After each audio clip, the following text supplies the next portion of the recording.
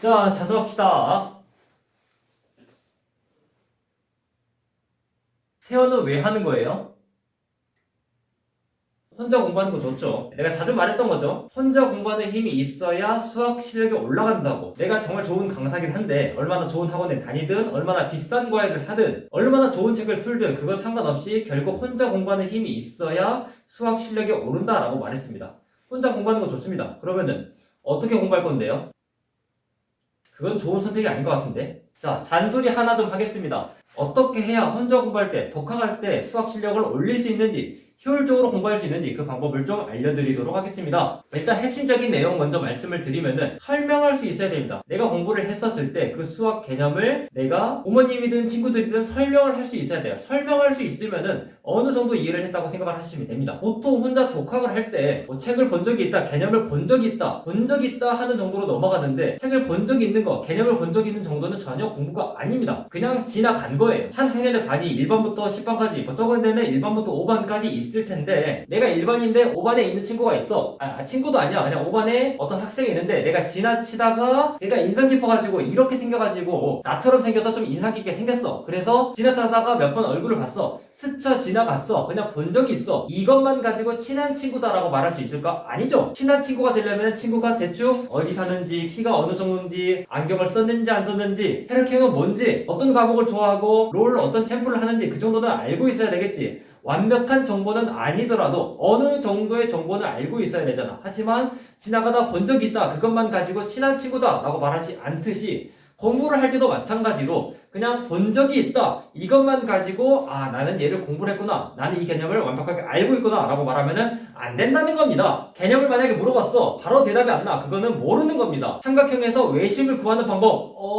왜 저번 원의 중심에서부터 꼭지점거리가 같다? 아니지. 이거는 외심의 성질이고 외심을 구하는 방법은 삼각형의 세 변에서 수직 이등변의 교점이다. 이렇게 바로바로 말이 나와야 됩니다. 내가 말했죠. 이거 모르면 미국 가서 총 맞는다고. 미국 가서 어떤 사람이 총을 들이밀고 헤이 헤이 헤이 헤이 이렇게 말을 하면은 외심을 구하는 방법은 세 변의 수직 이등분선이구나 이거를 말하라는 거구나 라고 알아둬야 돼요. 하여간에 본 적 있다, 읽어본 적 있다, 기억나는데 뭐였지? 기억나는 거 아닙니다. 아는 거 아니에요. 공부한 게 아닙니다. 그러면은 제대로 된 공부는 뭐냐? 완벽하지 않아도 됩니다. 자기만의 언어로 설명할 수 있어야 어느 정도 이해가 된 겁니다. 함수로 예시를 들어보면은 고등수학 하에서 함수라는 것은 공집합이 아닌 두 집합 x, y에 대하여 x의 하나의 원소가 y의 원소 하나랑 대응이 되면은 이 관계를 보고 함수라고 한다라고 했는데 이게 정확한 내용이긴 한데 이거 그대로 토시 하나 틀리지 않고 말할 필요는 없다는 겁니다. 그냥 하나의 x에 하나의 y가 대응되는 관계 이렇게 말을 해도 되고 x랑 y랑 대응이 되는 규칙인데 y는 x의 약수 y가 이런 개가 되면 안 된다 이런 식으로 예시를 들어서 설명을 해도 되고 관례를 들어서 설명을 해도 되고 자기만의 방법으로 설명이 가능하면 어느 정도 이해한 겁니다. 당연히 완벽한 정의를 알고 완벽한 정의를 외우고 있었으면 참 좋겠지만 처음부터 완벽하게 될 수는 없단 말이에요. 시간이 좀 지나야 되는 거고 그러니까 어느 정도로 설명이 가능하면은 그러면 어느 정도 이해가 됐다 라고 생각하는 겁니다. 말하다가 생각이 났는데 독학을 잘 할 수 있는 몇 가지 방법을 더 알려드리면은 공부를 할 때 한 단어를 끝냈어. 그리고 그 개념에 대한 마인드맵을 그리는 것도 독학의 효율을 올리는 정말 좋은 방법입니다. 로고를 예시로 들면은 내가 로고를 공부했어. 상형 로고가 있고 상형 로고에 어떠한 유형 문제가 있는지 마인드맵에 그릴 수가 있고 상형 로고 그래프는 어떻게 그릴 수가 있는지 로고의 특징 같은 거 로고 X 더하기 로고 Y는 로고 XY다 이런 것들을 그려가면서 자기만의 마인드맵을 만들 수 있으면 독학할 때 그 효율이 정말로 많이 올라갑니다. 또 혼자 공부할 때 효율을 높이는 또 다른 방법은 수업을 하는 겁니다.